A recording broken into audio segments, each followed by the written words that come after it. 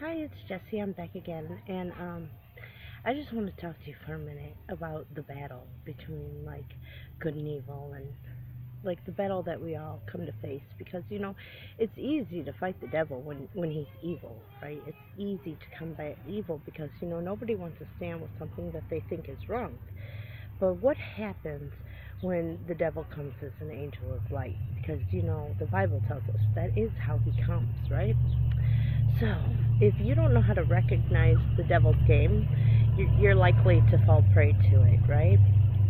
So, the devil, he's a tricky beast, and he gets you in a position where he gets you under his thumb, because what the devil wants is to be lord over you. He wants to be your master. So he's going to make sure that everything is stripped away from you so that he can come to you. Hi, Ben. So that he can come to you and be like, oh, I'll help you. All you have to do is bow down and worship me, and I'll give you everything, right? That's the devil's game. Jesus revealed it to us. But in today's world, what does that look like?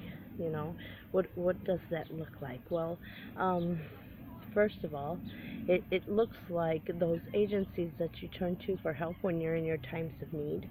You know, the ones who are supposed to be there to serve you and help you to get back on your feet. Sometimes those are the same agencies that'll be sabotaging you.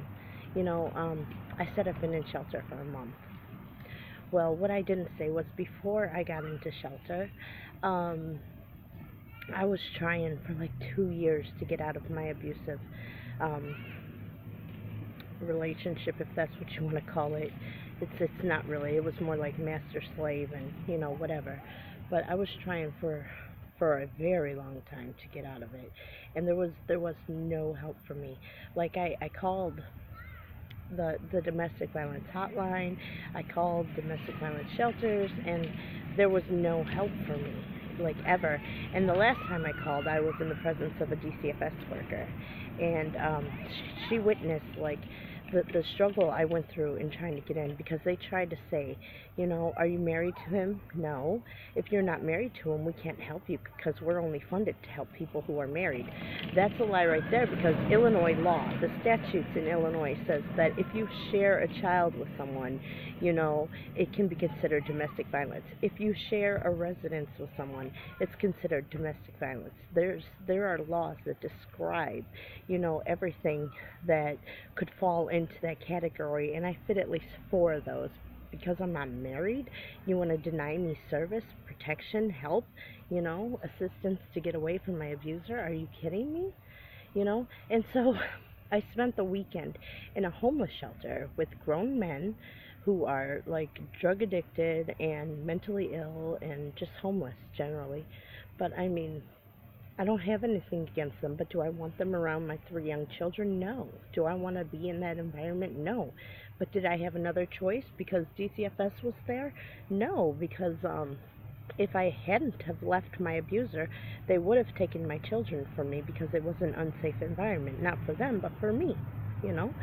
So, I stayed in a homeless shelter for a weekend, and then finally, by like Monday, I got into the domestic violence shelter. And, you know, the things that they do here to like throw you under the bus are unreal.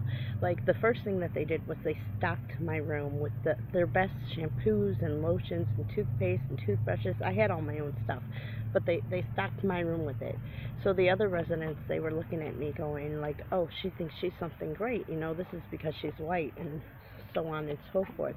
So there was ambiguity in between me and the other residents to start with, not because of anything that I did, but because they decided to show me some kind of privilege on my way in, a privilege that they don't share with anybody else, Step one, okay?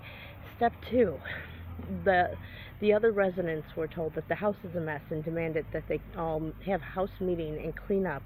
And me being on the third floor, they left me out of the meeting. They left me out of the conversation. So I wasn't asked to clean up. So that's strike two against me with the other people that I live with. Why am I getting the privilege of not having to clean up when everybody else does? That's just ridiculous. If you don't know the devil's game, that he's trying to isolate me and get me by myself so that, know, he can use these people who are turned against me to testify against me as being like this horrible person that deserved all the abuse that I got. This is the devil's game right here, you know. He keeps his hands clean by provoking others, you know. He stays justified in what he does because of course they were doing something fantastic for me, you know. They were helping me. They gave me lots of things. They didn't make me clean up, you know. They gave me special privilege, you know, nothing I asked for, but they gave it to me, right? So, how could they be guilty of anything? Well, the devil's game. It's a game of isolation. You know, separate and destroy. Because the devil can only get you if he gets you by yourself. You know? So I started combating it, and all the stuff that they gave me, I gave to the other residents, you know. When I came down and saw that everybody was cleaning, I asked, what can I do to help, you know. When the other residents needed a ride somewhere, I was ever eager to help them, you know. If they needed anything, something to eat, and I had extra when I cooked, you know, to eat with me, it's fine, you know. But I would have done that stuff anyways, but I'm saying particularly, you know, I helped in every way that I could in order to combat the stereotype that they were trying to broadcast about me. So they switched their strategy, so I'm in another rut. You know, now the strategy is drive me out of my mind by costing me my sleep and keeping me locked down, okay? I have a roommate with 6 kids, and she's a little off balance, you know, and curfew here is 10 o'clock. They let her come in at like past 10 with her 6 kids, very loud, very obnoxious, and so they don't get settled into bed until 1:30 in the morning. They come in and they wake up my kids, and we have to get up and out early in the morning, but of course we can't do that because, you know, we're up until 1:30 in the morning, you know. So there, I'm sabotaged right there because my daughter missed 3 days of summer camp because she's not feeling good because she only got like 5 hours of sleep, you know, and had to go back to sleep, you know. Sabotage. It's all about making me look some kind of way. And when I complain about, you know, I thought bedtime was between 8 and 10. Why are we allowing people to break curfew? And then it's like I'm a tattletale or whatever. But it's like, it's harsh. And then they have this girl disrespecting me because I'm tattling on her, being like, look, I really need sleep. It's really past midnight. Can you please help me to get my roommate to quiet down? Or, you know, she threatened my daughter a few days ago.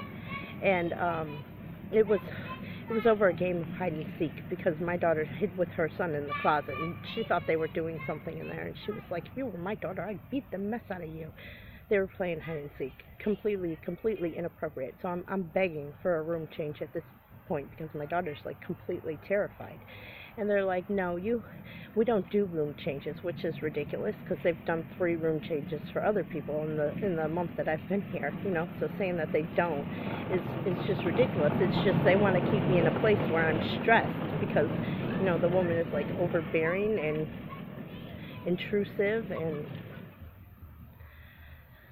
when you confront the devil, they always spin it around on you, you know, like your daughter shouldn't be doing this and that and this and that. And I'm like, they were playing a harmless game of hide and seek. But if I said something to her kid like, don't hit my kid, you know, don't do that, that's not your sister, don't play like that, you know, then it's like, if you have a problem with my kid, you come and talk to me, you don't say nothing to my kid.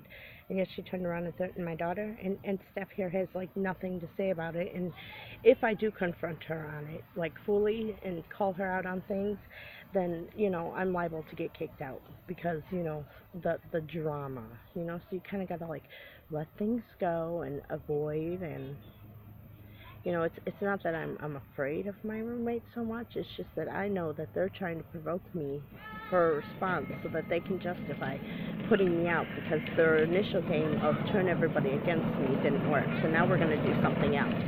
And it's always like they give special privileges, you know. They give special privileges to those that they're using. These are my kids. Say hello, Olivia. Mine was above the speed limit, and now Ben's trying to fine us $300. $300? Did you find $300? I don't think Alana has any more in her bank. Hi, Alana. I said 200. Yeah, but we already gave you 200 before. Are we still driving? Actually, 150. Alana ran out of gas because Ben's taking all her money. Oh my goodness, find some more gas, quick. Let's So, go. We gotta and go explode. despite all the drama, I still have to be mom. You know, I still have to let my kids have a good time and try to raise them in a way where they're not afraid to be where they are. So we come outside and I let them play. We go to McDonald's and I let them play. We go to the library and I let them play just so, you know, that they have like uninhibited, you know, fun, you know. It's really hard when people are trying to put you in a box, you know, just trying to resist the box, because, you know, I don't fit in that box, and just because you're trying to provoke a response out of me still doesn't mean that I fit in that box, you know. That's the devil's game, because he wants you convicted so he can condemn you. You know, the Holy Spirit wants to convict you so they can correct you, but the devil wants you convicted so they can condemn you. You know, so you got to recognize who is who, you know, because, you know, I can honestly say that if it wasn't for God on my side, you know, I don't know what I would do, because the promise of God just says, be still, you know. It says that this battle ain't mine, it's His. And if I put my trust in Him, that, you know, everything is going to work out in the end. It's going to be all good, you know, because, well, God promises that it is going to be, you know, everything is going to be set right in the end, you know, and we may have to suffer a little while, but, you know, He says after you suffered a little while, He'll establish you, so His promise is there. So all this stuff, what did Paul say about it? He counts suffering. What did he say? Oh man, I'm drawing a blank, but it all works to the good, you know. He said, let him suffer, because if he suffers, that, you know, the power of Christ may rest on him, so he'll glory in his suffering. It's basically what he was saying.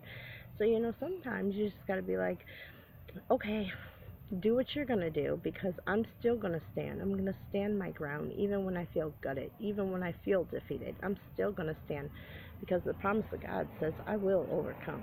You know, the promise of God says, you know, after I've suffered for a little while, He's going to establish me, and He keeps His promises, you know. He is a promise-keeping God. You just got to be patient, you know, and understand that you have a cloud of witnesses that have gone before you, and not all of them came into their promised land. But that doesn't mean that you won't. You know, you just stay faithful, stay true, and maybe your promised land isn't in this world, maybe it's in the next. But, you know that there is a place for the transgressors, and, you know, you don't belong there.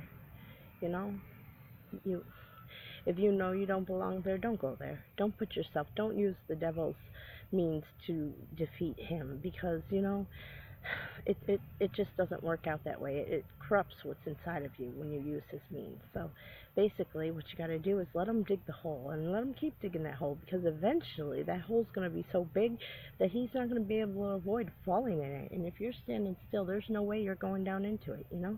So if nothing else, just trust that, you know, God's with you in your struggle, and He's going to see you through, you know, and your enemy will fall into that pit that they're digging, you know. So, I know that my help is on the way, you know, and it's not that I'm being arrogant, it's my faith, you know. I know my God, and I know what He'll do, you know. So, we'll see when He shows up, right? Have a good day, y'all. I got to get with these kids.